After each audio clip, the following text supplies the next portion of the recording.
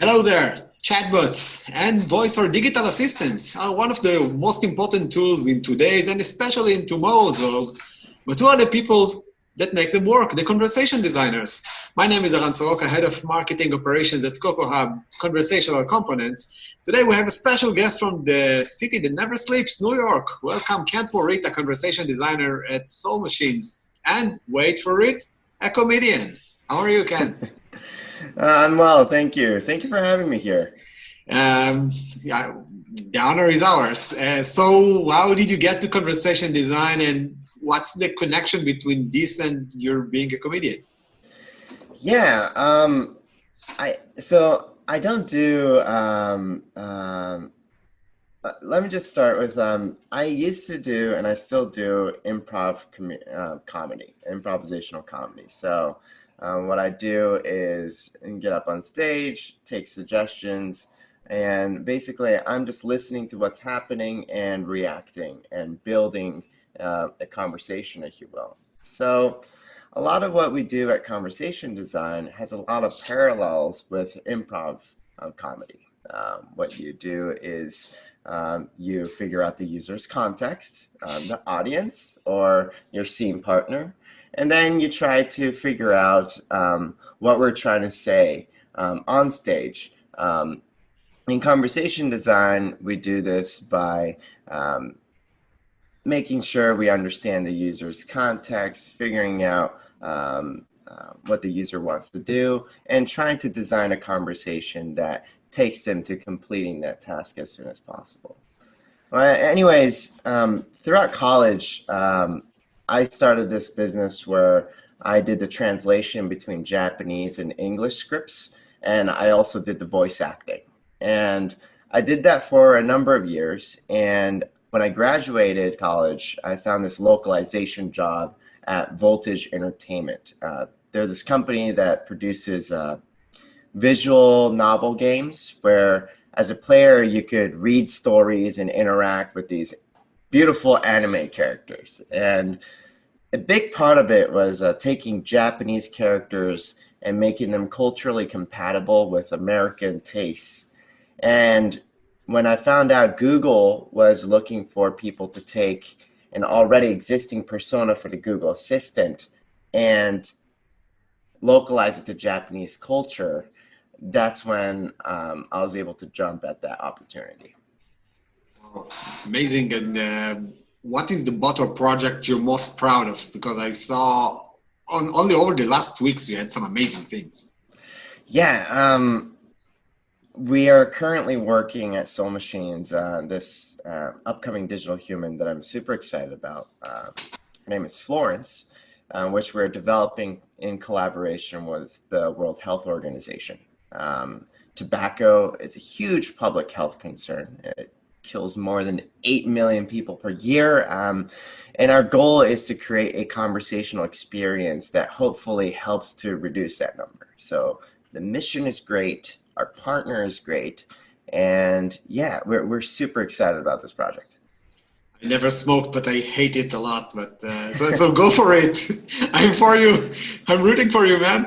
Yeah. What is the good thing that every chatbot, every digital assistant must have, in your opinion? I think a well-defined persona is one of the most important things. I would say the persona is the North Star in terms of what everybody designs to. It defines who the conversational agent is, what they represent, what values they represent. There was some research that showed that people make a judgment of who another person is within like 1 second of meeting them. And basically, if you don't design that impression, we're leaving that impression up to chance. And that's why a well-defined persona is super important. But also, there's nothing more weirder than, like, we're having a conversation here right now, and if I start to suddenly speak with a really bad British accent, right? You're gonna be really weirded out. Sir, I And would like to give you your 4 o'clock tea now. Oh, my British accent is horrible as well. Yeah. But no, exactly. Even there, I knew you were doing a bit, Yeah. but I'm like, wait a second, what's going on here? Without a well-defined persona, and let's say you have a team of multiple people working on a project, you're gonna end up with a disjointed experience where saying hello is being worked on by this person and saying goodbye is being worked on by a different person. Without a well-defined persona, those are not going to match, and you're going to have a conversational experience that, again, just feels really weird. Having humor as a personality trait at your bot can help, or is it just looks like you're trying too much? I think it depends on the context. Like even within one brand, it depends on the context. Like for example, there's this insurance company in the U.S. called Progressive, and Progressive has this awesome lady who represents them on their commercials. She's this very bubbly, kind of irreverent lady named Flo, right? So she makes like very snarky comments, on TV. And it really represents Progressive as a very youthful, contemporary company. But if you've got into a car accident and you called them and Flo comes on the line and is like, oh, what did you do wrong again today? You're going to be like, no. Like, this is a completely wrong persona match, right? So humor needs to be used in the correct context. But when it's used in the correct context, it's really effective. What advice would you give beginners or aspiring conversation designers that see us and ask themselves how they can start? So this, like, the honest answer is like, oh, you should be born into a Japanese family in America that really likes arts. It's very specific, to my experience, the experience that I have. Mm-hmm. So answering that question with confidence and saying this is the way is pretty hard. But what I've seen through different colleagues of mine, some of them are musicians, some of them are playwrights. There are all these people who have always dedicated their lives to trying to figure out what the audience is thinking of and creating content towards that. And that's why I think learning how to do storytelling might be a really good way to set yourself up to become a good conversation designer. How do you express an idea while keeping the attention span of your audience, your user, is a very important skill. So yeah, I would say learn how to tell better stories. That would be my advice. Tell us something surprising, funny, awkward that happened to you while designing conversation or creating assistants. In recent memory, so I was interviewing for Soul Machines, and when you're interviewing for a company, you research everything, right? Okay, who's working at their company,